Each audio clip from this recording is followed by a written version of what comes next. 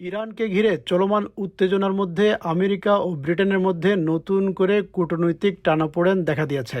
এই টানাপোড়েনের কেন্দ্রবিন্দুতে আছেন মার্কিন প্রেসিডেন্ট ডোনাল্ড ট্রাম্প ও ব্রিটিশ প্রধানমন্ত্রী কিয়ার স্টারমার। ঘটনার সূত্রপাত ইরানের ওপর যুক্তরাষ্ট্রের প্রাথমিক হামলার সময়। সেই হামলায় ব্রিটেন সরাসরি অংশ নেয়নি। শুধু তাই নয়, যুক্তরাষ্ট্রের বিমানগুলোকে ব্রিটিশ সামরিক ঘাঁটি ব্যবহার করার অনুমতিও দেয়নি লন্ডন।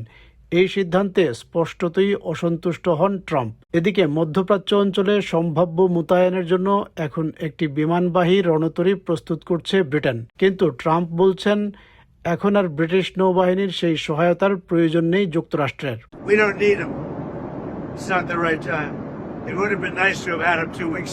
মাত্র এক বছর আগেও দুই দেশের সম্পর্কের চিত্র ছিল ভিন্ন। তখন মার্কিন প্রেসিডেন্টকে লন্ডনের বাকিংহাম প্যালেসে আমন্ত্রণ জানানো হয়েছিল, যা ছিল এক ধরনের কূটনৈতিক সৌজন্যের প্রকাশ।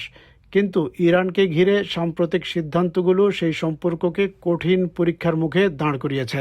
এই পরিস্থিতিতে ব্রিটিশ ফরেন সেক্রেটারি ইভেট কুপারকে দুই দেশের সম্পর্কের এই অবনতির বিষয়ে প্রশ্ন করা হয়।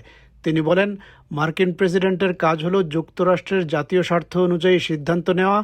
একইভাবে ব্রিটিশ সরকারের দায়িত্ব হলো ব্রিটেনের জাতীয় স্বার্থ রক্ষা করা।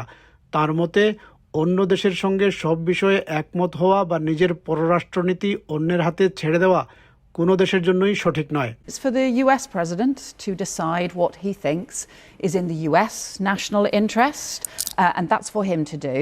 But it is our job as the UK government to decide what's in the UK national interest. And that doesn't mean simply agreeing with other countries or outsourcing our foreign policy to other countries. We have to be able to take those decisions. That's what Keir Starmer has been doing. And I think he's right to stand up for Britain and Britain's interests.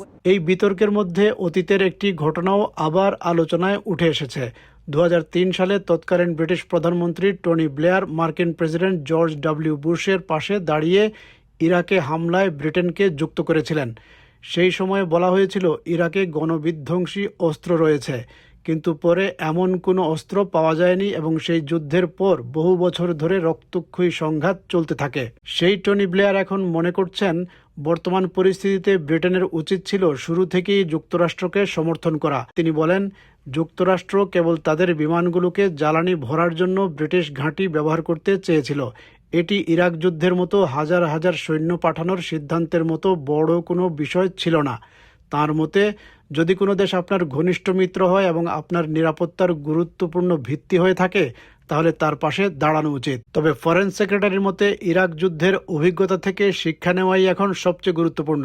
সেই শিক্ষা হলো, কোনো সামরিক পদক্ষেপে যুক্ত হওয়ার আগে নিশ্চিত হতে হবে সেটি আইনসম্মত কিনা এবং তা একটি সুপরিকল্পিত কৌশলের অংশ কিনা।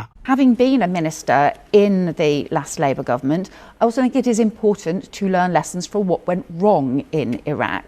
এদিকে ব্রিটিশ নৌবাহিনীর বিমানবাহী রণতরী HMS প্রিন্স অফ ওয়েলস প্রস্তুত অবস্থায় রয়েছে। প্রয়োজন হলে কয়েকদিনের মধ্যেই এটি সমুদ্রে যাত্রা করতে পারে। পোর্টসমাউথে অবস্থান করা এই যুদ্ধজাহাজটি নির্মাণে ব্রিটিশ জনগণের ট্যাক্সের অর্থ থেকে প্রায় £1 বিলিয়ন ব্যয় হয়েছে। সমালোচকদের মতে, এত ব্যয়বহুল একটি জাহাজ যেন প্রযুক্তিগত সমস্যা বা প্রস্তুতির অভাবে বন্দরে আটকে না থাকে। এই বিষয়ে সরকারকে আরও গুরুত্ব দিতে হবে। That warship that's still parked in Portsmouth cost British taxpayers £1 billion. So she shouldn't say it can't get to sea, it can't get welders and spare parts. They're sat on the equipment programme, and they have been for some time. They have got to start taking it seriously. For us to be deploying British airmen in bombing raids over Iran right now, when our allies have not asked us to do that, then no, I don't think that's necessary. We shouldn't be endangering British personnel unnecessarily. Donald ট্রাম্পের সঙ্গে সম্পর্ক অটুট রাখতে Keir Starmer অনেক চেষ্টা করছেন, কিন্তু ইরানকে ঘিরে এই যুদ্ধ শুরুর মাত্র এক সপ্তাহের মধ্যেই কঠিন রাজনৈতিক সিদ্ধান্তগুলো সেই সম্পর্ককে নড়বড়ে করে তুলেছে। এখন প্রশ্ন হলো, আগামী দিনে যুক্তরাষ্ট্র ও ব্রিটেনের এই ঐতিহ্যবাহী মিত্রতা কোন পথে এগোবে।